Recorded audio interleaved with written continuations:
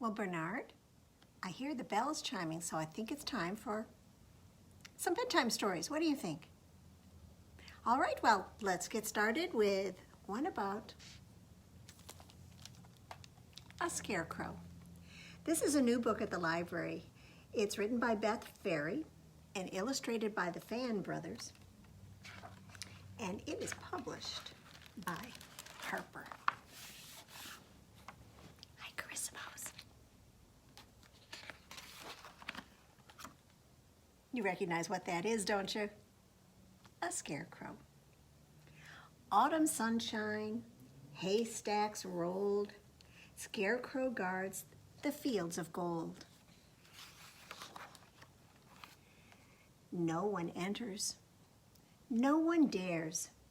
Scarecrow stands alone and scares the fox, the deer, the mice, the crows. It's all he does. It's all he knows. He never rests. He never bends. He's never had a single friend. For all the woodland creatures know not to mess with old Scarecrow. Winter whispers, velvet snow. Scarecrow has no place to go. He dreams of what the spring will bring, of buds and blooms and things that sing. Then something drops from midair. A small brown scared crow is lying there. Broken nest? Broken wing? Scarecrow does the strangest thing. He snaps his pole, bends down low, and saves the tiny baby crow. He tucks him in near his heart of hay. He lets him sleep. He lets him stay. He doesn't stop to wonder why. He sings the sweetest lullaby. Safe and warm the nesting mends. These two make the oddest friends, but friends they are right from the start. The crow will grow in Scarecrow's heart, and he will peek out at the farm, and he will perch on Scarecrow's arm, and they will laugh and wish on stars, forgetting who they really are. Do you remember? Who is this? Scarecrow. And do you know how he got his name? It's because of the job he's supposed to do. He's supposed to scare the crows. For crows are birds and birds must fly. The fledgling sparrow spreads his wings to try. He dips, he soars and caws out loud. Scarecrow cheers, pleased and proud. But as he watches, Scarecrow knows that he must stay and Crow must go.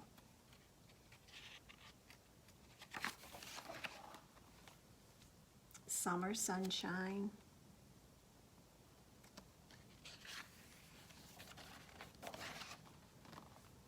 Autumn chill.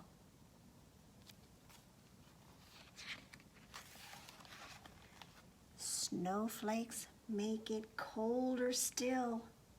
No one visits. No one cares. Scarecrow sags alone and stares. Broken heart, broken pole. Nothing fills the empty hole.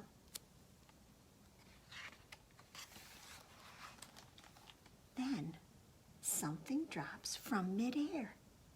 A large black crow is standing there. Scarecrow's arms are open wide. Crow spreads his wings and swoops inside. joyful hearts, brimming whole, a friend will mend a broken pole. And he will spruce up matted hay, and he will say, I'm here to stay. Winter's over. Springtime's due. Is there room enough for two? Flowers blooming, fields of green. 5 small eggs are tucked unseen. Scarecrow guards them, for he knows that soon they will be baby crows. And he will love them from the start, and they will grow up in his heart. And they will peep and perch and play and make him happy every day. And as the seasons come and go, they will love dear Scarecrow.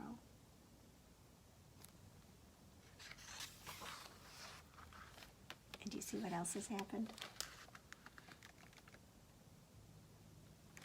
The other animals have kind of figured out that he's not so scary. He might be a good friend.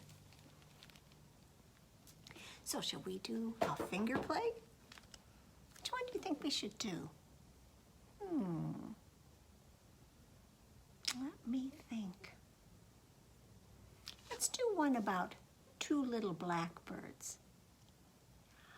2 little blackbirds were sitting on a hill. One was named Jack, the other named Jill. Fly away, Jack. Fly away, Jill. Come back, Jack. Come back, Jill. Just like the crow in that one.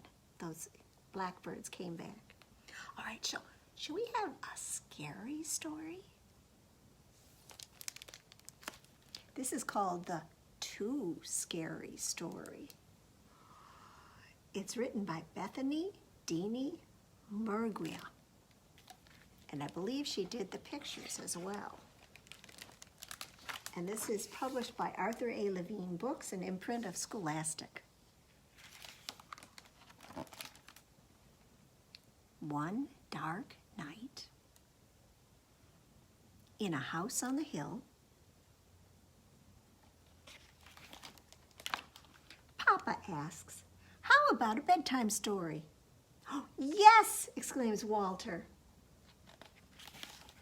Oh, make it a scary story, said Grace. I've got my wand. All right, said Papa. One night, 2 brave explorers and their dog were walking home through the forest. It was very, very dark. Yes, the spookiest, creepiest kind of dark, says Grace. Too scary, says Walter. Well, as they ran out of the woods, hundreds of tiny twinkling lights appeared. Fireflies, Walter cheers. Papa, fireflies are not scary, says Grace. I want to see bears. Oh, just a minute, said Papa. And he continued. Beyond the fireflies, deep in the bushes, crept all kinds of creatures. I can hear them all breathing, whispers Grace. Too scary, says Walter. Don't worry. Those creatures were just settling into bed for the night.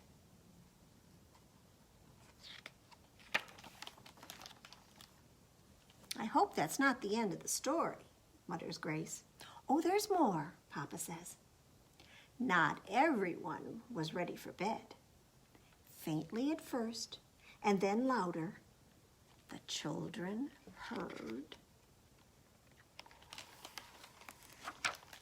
footsteps. "Don't worry, Walter. I have my wand," says Grace. Their dog growled a long, low growl.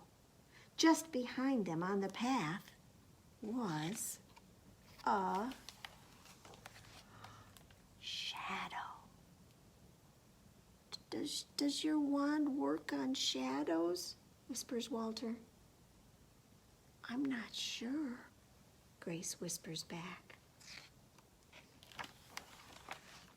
Well, the children dashed home, up the stairs and into their room, slamming the door behind them. "Papa, nothing in the closet, please," begs Grace. "Or under the bed," whispers Walter. "Papa? Papa, are you there?" Creak.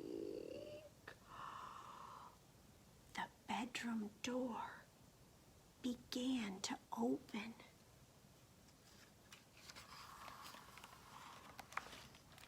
"Begone, shadow monster!" Grace shouts. Oh, she uses her wand too, doesn't she?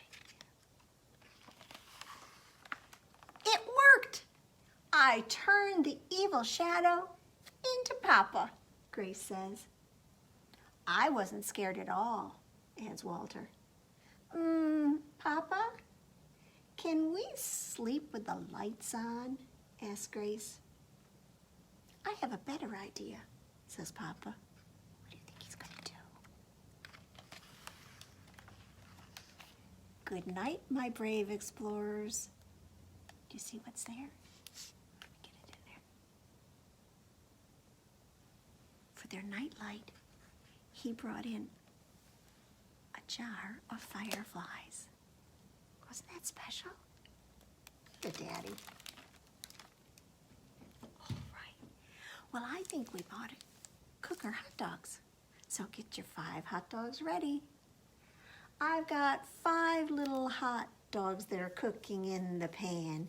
The grease got hot and one went bam. So 4 little hot dogs are cooking in the pan. The grease got hot and one went bam. 3 little hot dogs are cooking in the pan. The grease got hot and one went bam. 2 little hot dogs are cooking in the pan. The grease got hot and one went bam. 1 little hot dog is cooking in the pan. The grease got hot and the one went bam. So you know what that means, right? No little hot dogs are cooking in the pan. The grease got hot and the pan went bam. Well, let's see here. This is actually a song. I'm not going to sing it. I think I've said that before and I wound up singing it, but I'm really not going to sing this one. This is by Fred Penner. It's called The Cat Came Back. It's got illustrations by Renee Reichert, and it is published by Roaring Book Press. Do any of you have a cat at home? I used to have a cat. Looked a little bit like that one too. It was a ginger cat, although mine was more stripy.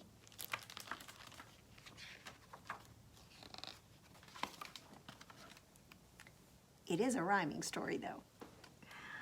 Well, a cat saw some milk as he watched from a tree.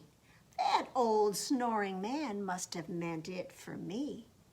Then an interesting thought leaped into his mind. This might be the home I've been hoping to find. So from the tree to the porch to the feast on the floor, he woke Mr. Johnson at the end of a snore. Johnson let the cat finish, for the cat was kind of cute. Then he showed the cat the road and gave the cat the boot. Do you know what that means? That means he said, "Goodbye, cat. Time for you to go." And the cat came back the very next day. The cat came back We thought he was a goner, but the cat came back. He just couldn't stay away. The cat moved in with the man, fish, and birds, but old Mr. Johnson thought this was quite absurd. So he labored day and night to build the cat a house with lots of pillows, some catnip, and a little rubber mouse. But the cat came back the very next day. The cat came back. We thought he was a goner, but the cat came back. He just couldn't stay away. Uh-oh, the fish better look out. There are fish and birds there. And Mr. Johnson doesn't look very happy. Now, this man was not the type to bicker or complain. He knew what he must do, something most humane. That means kind. The society came round with a cat cage and a truck. Little did he know his plan would run amok. There goes the cat. This is the Humane Society's Adopt a Friend truck. But the cat came back the very next day. The cat came back. We thought he was a goner, but the cat came back. He just couldn't stay away. Now, a big old pirate put the cat into a box and wrapped it up with the pirate's chest, chains, and locks. Off the cliff, down, down, down, deep into the sea. "Hooray!" said Mr. Johnson. "At last I am free." But the cat came back the very next day. The cat came back. We thought he was a goner, but the cat came back. He just couldn't stay away. Well, then he gave it to a man with a long white beard. You recognize him? He said, "Put it in your sleigh. Take it far away from here, to the cold North Pole, to the wind and the snow." And the last sound he heard was a ho, ho, ho. But the cat came back the very next day. The cat came back. We thought he was a goner, but the cat came back. He just couldn't stay away. Straight up, where no cat's gone before, toward the twinkling stars aboard a homeship rocket bound for Mars. Well, he crashed into an asteroid with a meow and a roar. The cat was, surely gone for good, lost forevermore. But the cat came back the very next day. The cat came back. We thought he was a goner, but the cat came back. Look what he brought with him. The cat came back, yes. He just couldn't stay away. And you know, I think Mr. Johnson decided he liked that cat. And I know the cat liked him. All right, are we ready to do our bubble gum? Can you reach into your pocket? And remember, if you don't have a real pocket, just pretend you do. Reach way down at the bottom and pull out a pretend piece of bubble gum. Take a look at it. If it has a wrapper on it, you don't want to eat the wrapper, so unwrap it and throw the wrapper in the trash. And then pop the gum in your mouth.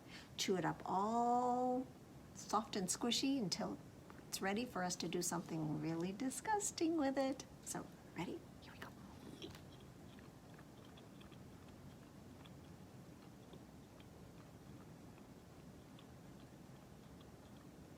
Mine's ready.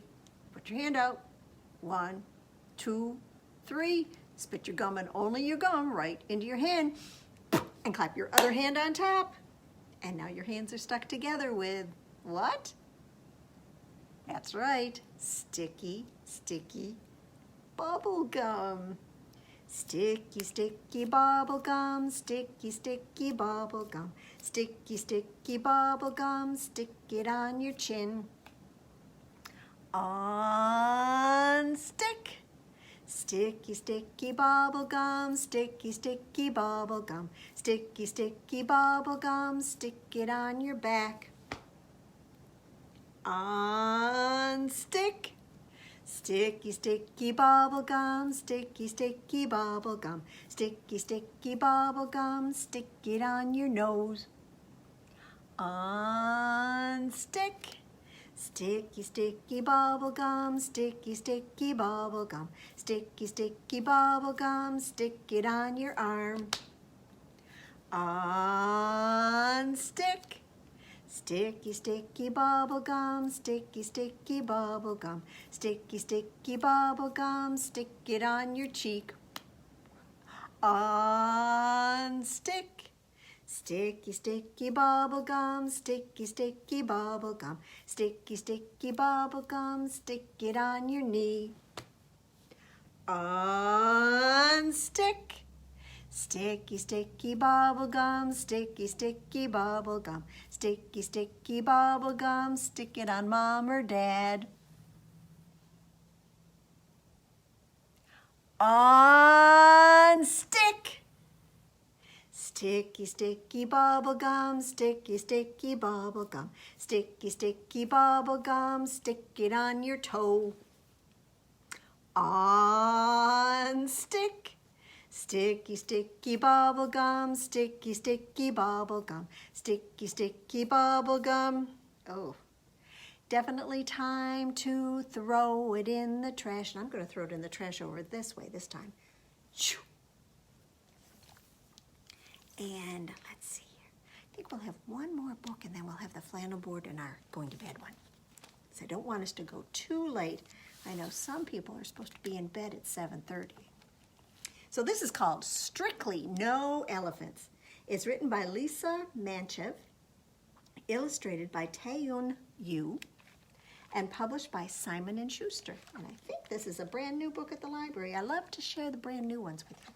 This one we put in the collection on Monday, so you're the first ones to see it. The trouble with having a tiny elephant for a pet is that you never quite fit in. No one else has an elephant. I see dog, fish, bird, cat. That's the only one with an elephant.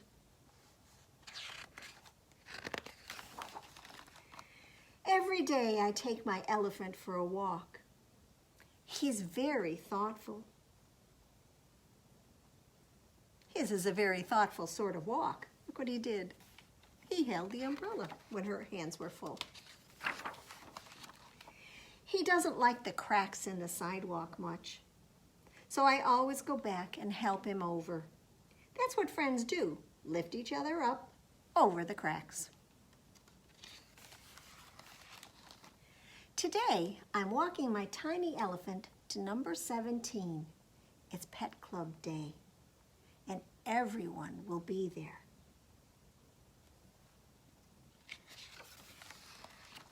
Come along, I say. There's a good boy. I coax him the last few feet. It'll be fine. And when I look up, there's a sign on the door. Can you see that? It says, Strictly No Elephants. Oh dear. My tiny elephant leads me back to the sidewalk, never minding the cracks. That's what friends do, brave the scary things for you.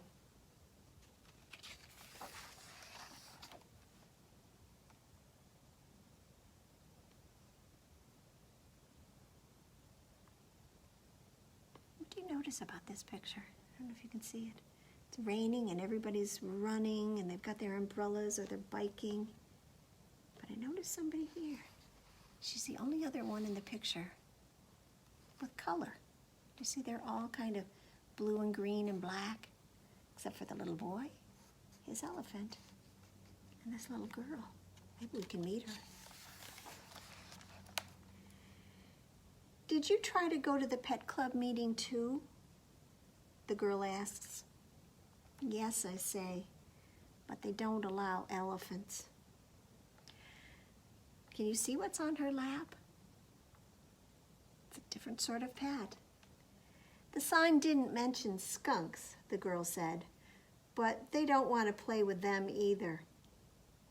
They don't know any better, I tell her.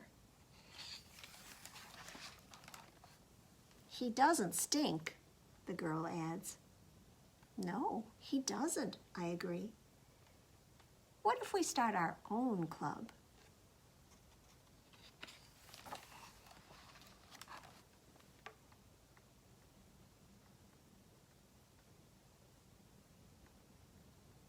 You know, I don't see a single dog or cat or bird, but I do see a skunk, an elephant, a hedgehog, a penguin,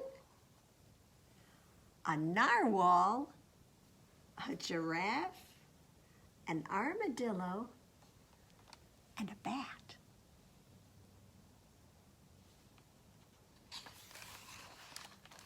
We can play here, one of our new friends says. All of us. There's a nice tree house there. You can see it. So we paint our own sign. It says, they've crossed off, strictly no strangers, no spoil sports. And their sign says in bright red letters, all are welcome.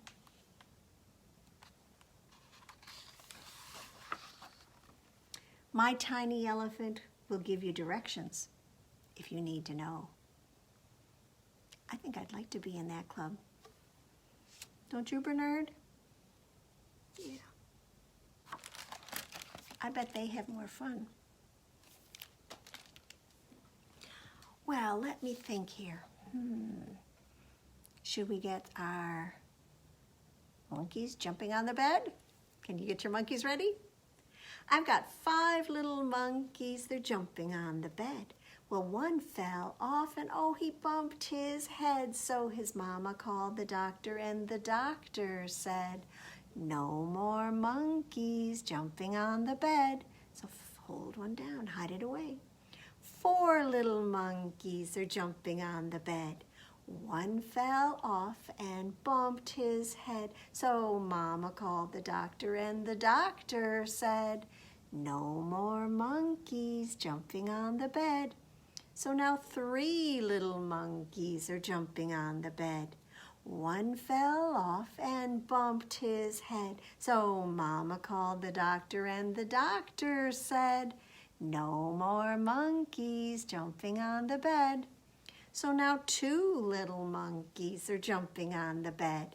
One fell off and bumped his head. So mama called the doctor and the doctor said, no more monkeys jumping on the bed. So that leaves 1 little monkey who is jumping on the bed. When she fell off, well, she bumped her head. But her mama called the doctor and the doctor said, you sing it with me? No more monkeys jumping on the bed. So let's get some things jumping up onto our flannel board here. Once upon a time, there lived, let's see if I get her going the right way here, a mama fish. And she had 3 little fish. There was, whoop, where did she go? Did she swim away and I wasn't noticing? Mama, we need you. She must be shy. So she had 3 little fish. There was Jim. Looks just like her, doesn't he? and there was Tim, and there was Kim. And one day, Mama Fish said, "It is time for each of you to go and find a house of your own deep in the deep blue sea." So off she went, and off they went. Kim went one way, and Tim went another way, and Jim went looking pretty close to home.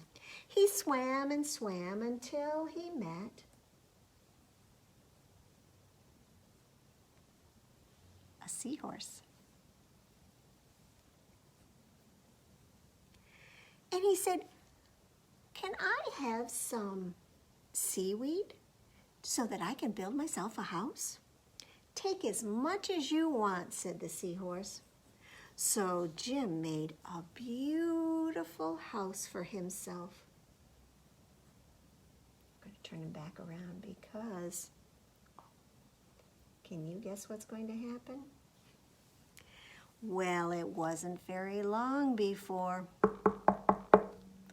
Mr. Shark came swimming up right to his door. Let's turn this just a little bit so you can see him. Little fish, let me come in." "No, no, not by the skin on my finny fin." "Well, then I'll crunch and I'll munch and I'll smash your house in," said the shark. And the big shark, well, he munched and he crunched and he ate up every bit of that seaweed house, and Jim just was able to swim away to safety. Well, he swam and he swam and he didn't stop until he saw his brother Tim. And he said, "Oh, Mr. Shark ruined my house. What should I do?" And Tim said, "Don't worry. We fish stick together. You can help me build a sandy little house." So they built a sandy little house out of sand. Let's get them in here. And they had just moved in when who came along knocking at their door? Mr. Shark, the big bad shark.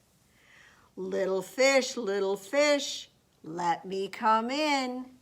"No, no," they said, "not by the skin of my finny fin."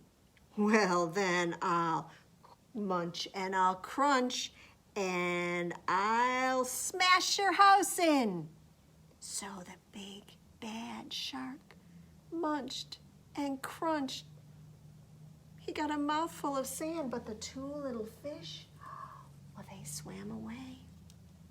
And they didn't stop until they found their brother Kim. And he had found a wonderful house in an old sunken ship. So they moved right in.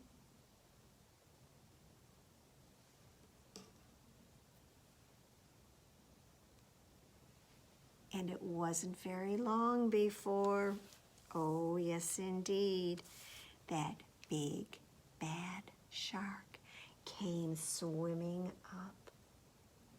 And he called out, little fish, let me come in." To which they replied, "Not by the skin of my finny fin." "Well, then I'll munch and I'll crunch and I'll smash your house in." Well, the big bad shark, why, he munched and he crunched, but that old ship was so strong, he couldn't smash it in. And, oh my goodness, all his teeth fell out. And the little fish were safe at last because that big bad fish swam away and never came back. Sound like a story you already knew? I bet it did. I think I'm going to take those teeth off of there. They kind of scare me. But I know these little fish would like to hear the last story. Our usual one, the Going to Bed book by Sandra Boynton. Well, the sun has set not long ago. Now everybody goes below to take a bath in one big tub with soap all over. Scrub, scrub, scrub.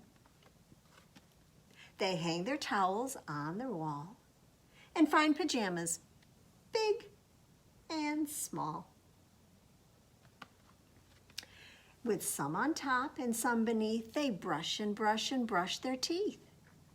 And when the moon is on the rise, they all go up to exercise. And then down once more, but not so fast. They're on their way to bed at last. The day is done. They say goodnight. And somebody turns off the light. The moon is high, the sea is deep, and they rock and rock and rock to sleep. Well, those are our stories for tonight. I hope you're all ready for bed now. And we hope we'll see you for some more bedtime stories next week here at Wood Library on Facebook Live. Thanks for watching. Bye-bye.